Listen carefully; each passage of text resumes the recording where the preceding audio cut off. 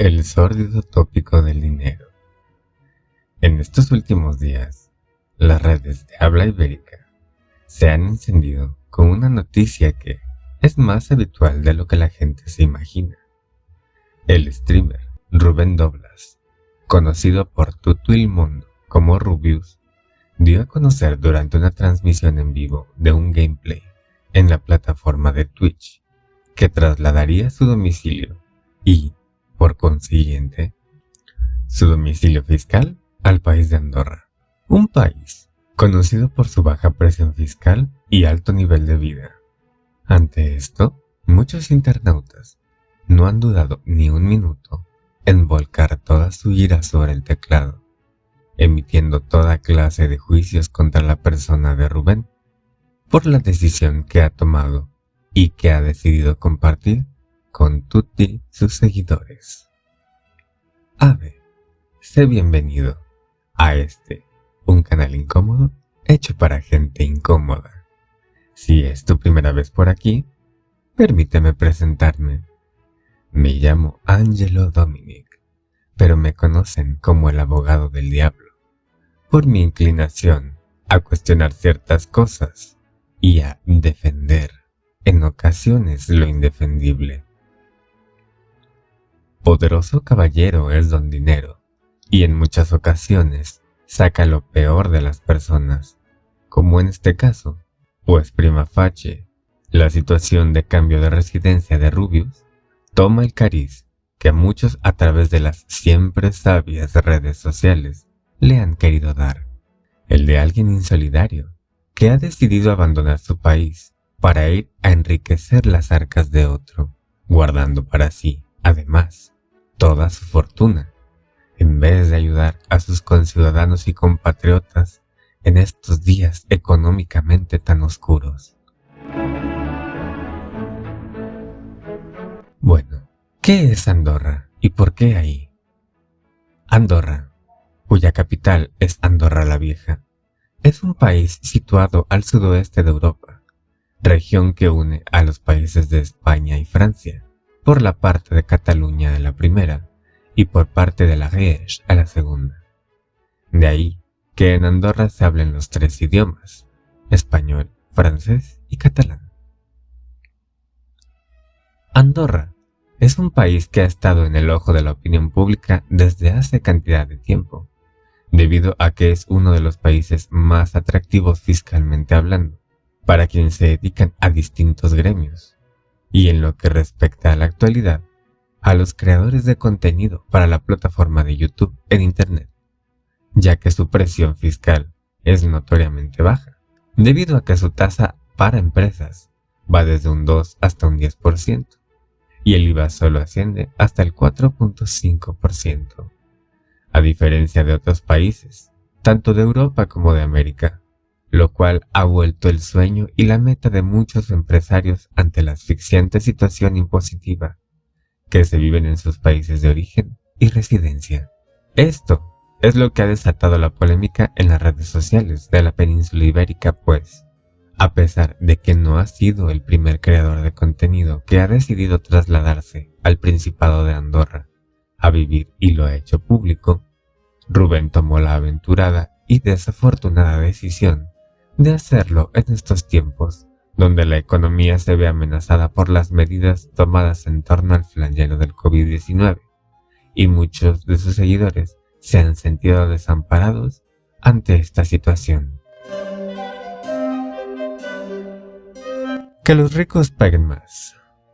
Es una falacia que es utilizada por muchas facciones de distintos países para vender a sus potenciales electores la idea de que la clase empresarial es una suerte de dictadora vampírica, cuyo único fin y anhelo es vivir a expensas de sus trabajadores, y que si no ha acabado con ellos es porque el Estado siempre presente, con su iridiscente armadura argentina, se lo ha impedido, estableciendo leyes y decretos a diestra y siniestra, cuales collares de ajo y crucifijos benditos le han permitido poner un límite a los empresarios explotadores, para evitar que se alimenten por completo de los pobres trabajadores que, de sol a sol, le entregan su tiempo y alma para cosechar el asqueroso dinero tan ansiado dinero, dicho sea de paso, que también es bien aprovechado por el Estado para financiar todo lo posible, desde la salud, la educación pública, la infraestructura, hasta sus campañas, imagen, producción y todo lo demás. Ahora bien, ¿por qué lo tildo de falacia? Bueno, porque es un pensamiento falso que encamina a conclusiones erradas. Los grandes capitales son aquellos que permiten que la economía de un país se levante o se sostenga.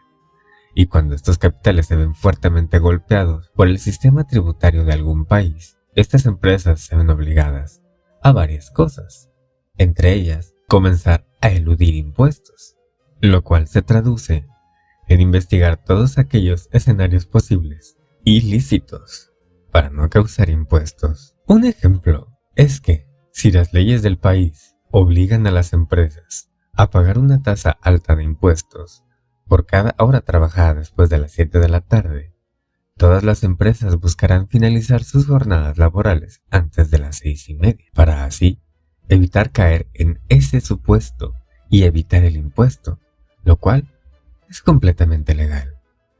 De otro modo, al no poder reducir el cobro tan feroz de impuestos, se ven obligadas a moverse a un país donde la carga impositiva sea más amigable o simplemente nula. Y en el caso de Andorra, es un ejemplo de una presión fiscal más amigable. Por ende, muchas personas que mueven grandes capitales de dinero gracias a sus empresas o proyectos la buscan como agua en el desierto, pues la idea de cualquier negocio es generar utilidades, por raro que parezca, y el hecho de que el Estado tenga una carga impositiva de incluso el 45% de todos los ingresos totales anuales representa un óbice para cualquier empresa que desee sobrevivir, a menos que cuente con una clientela enorme, como las grandes multinacionales. Ahora bien, los defensores de la idea de las tasas impositivas agresivas a las grandes fortunas defienden este argumento hablando acerca de los impuestos escalonados, es decir, que no se aplica la tasa en su totalidad al ingreso, sino al nivel de rango en el que la fortuna a gravar se encuentre. Así pues, podemos encontrar incluso imágenes en las que tratan de ilustrar cómo, a medida que avanza el incremento, lo hace la tasa a pagar, queriendo dar a entender que el gobierno no recaba la totalidad del ingreso, sino solo una mínima parte. Pero si hacemos un pequeño cálculo con la cifra que se rumora que gana Rubén, podemos observar que, haciendo la suma total de los impuestos, el monto se acerca bastante a la mitad del ingreso anual. Ante este escenario, en algunos países la tributación se pudiera llegar a considerar algo similar al juego de mesa de serpientes y escaleras, ya que dependiendo de dónde te ubiques, puedes descender bastante en las mediciones de ingresos, como si el sistema tributario estuviera construido para impedir el crecimiento económico de las personas. Y es que, cuando se escucha la frase que los ricos paguen más, creen que es tan fácil como decir que 2 más 2 es igual a 4, pero desafortunadamente no es así. Escuela. Bien, estudiantes, hora de contar un chiste. ¿Han oído ese de que Timmy Turner cree que 2 más 2 son 5? ¿Ah? ¡Toc, toc! ¿Quién toca? ¡F! Espera un momento, Denzel. El brillante físico Stephen Hawking, mi compañero de cuarto cuando yo era estudiante, ¿vienes a alardearme con otro premio Nobel? En realidad, Denzel, vine a probarte que hay ciertos escenarios en los que el uso de binomios pretransitivos imaginarios podrían conducir al resultado descrito por Timmy Turner, 2 más 2 igual a 5. Y es que, como comentaba antes, la gente suele pensar que el hecho de que los ricos paguen más impuestos es como decir que 2 más 2 es 4. Pero en este escenario, existen varias circunstancias que hacen que sea posible que un resultado tan irreal como el que 2 más 2 sea igual a 5 sea posible. A saber, cuando se empieza a presionar tantísimo a la clase pudiente, esta termina por trasladarse a otro lugar donde no se le castigue tanto por existir y por crecer, que es lo que ha estado sucediendo desde hace cantidad de años en países de baja fiscalidad o en paraísos fiscales, logrando con esto que en el país solo se quede la gente que no es capaz de pagar altos impuestos porque no tiene un gran ingreso. Otra causa de que la fiscalidad en algunos países, sobre todo en la mayoría de aquellos de habla hispana, es que existe una clase parasitaria. Y no, contrario al discurso popular que se propaga por todos lados, la clase parasitaria no son los empresarios. Realmente, la clase parasitaria está compuesta por dos tipos de personas: los políticos y las personas que viven únicamente de subvenciones, sin el más mínimo deseo de incorporarse a la fuerza laboral del país. Ambas viven del erario, y para que puedan seguir sustentándose, los impuestos deben mantenerse a cierto nivel. Y cierto es, como escuché hace tiempo de boca de una periodista que se atrevió a decir en televisión pública lo que pocos, que la sociedad no había tenido la necesidad de decir nada acerca del gasto gubernamental desmedido, mientras el gobierno era dadivoso. Una vez que comenzó a ver únicamente por sí mismo el Estado y a apretar cada vez más en impuestos, es que hemos comenzado a sentir el rigor de un Estado despilfarrador.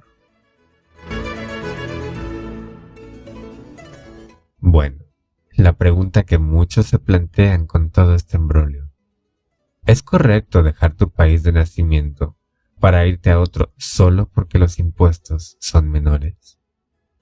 La respuesta va más allá de un simple sí o no, ya que no se trata de algo legal o moral. Cada persona es libre de cambiar su residencia por los motivos que mejor le convengan, siempre que estos motivos sean lícitos y no se interpongan con la justicia, como abandonar el país en medio de una investigación policial. Pero este no es el caso. No es el primer creador de contenido que cambia su residencia fiscal a otro, y contrario a lo que pareciera, no es tan sencillo como simplemente tomar tus posesiones y mudarte. En el caso de España, hay que hacer un trámite burocrático para notificarle al Tesoro español que planeas dejar de tributar en su suelo. Y en el caso de Andorra, el sistema andorrano realiza una investigación para ver si eres apto o no para residir fiscalmente en su territorio, y algo que mucha gente decide ignorar, bien por sesgo de confirmación, o por una suerte de efecto Mandela, o porque la historia que cuentan desde los medios y las esferas de gobernación es que quienes deciden irse a suelos fiscalmente amigables aún tributan en su suelo de origen, mientras todos los trámites llegan a su fin. Por tanto, ellos también son contribuyentes del tesoro de su país. Y un aliciente muy fuerte que impulsa a estas personas a cambiar de residencia fiscal es la discrepancia entre los impuestos cobrados y las obras públicas recibidas. El mejor ejemplo de ello es la crisis sanitaria que está viviendo el mundo entero hoy en día.